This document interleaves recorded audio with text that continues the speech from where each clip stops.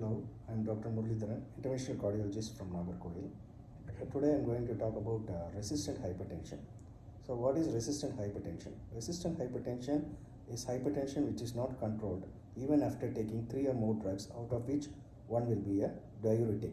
So we have to find out whether the patient is taking the drug regularly, and we have to check out the adherence also before diagnosis a patient has resistant hypertension. And there is a condition called pseudo-resistant hypertension. So this happens when a patient comes to a doctor's clinic, he becomes more anxious and the BP shoots up, and this is called pseudo-resistant hypertension. And the irregular dosage, and the patient will not be taking the drug in the optimal dose as prescribed by the doctor, and that should also be ruled out before labeling a patient as resistant hypertension.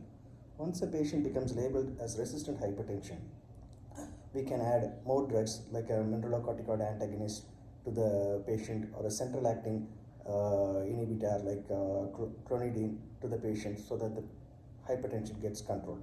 Even after all the maximal drugs, if the patient's BP is not controlled, we can do a device therapy which is called renal denervation.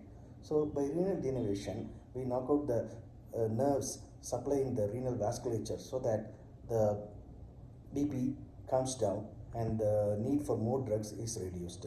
So this is an exciting new therapy, and it can be easily done in the cath lab. And finally, I request all the patients to check out their BP regularly and find out whether the BP is optimally under control.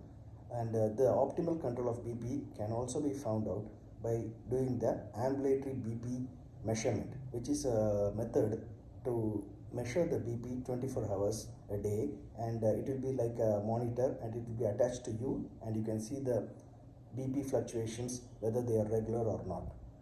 Thank you.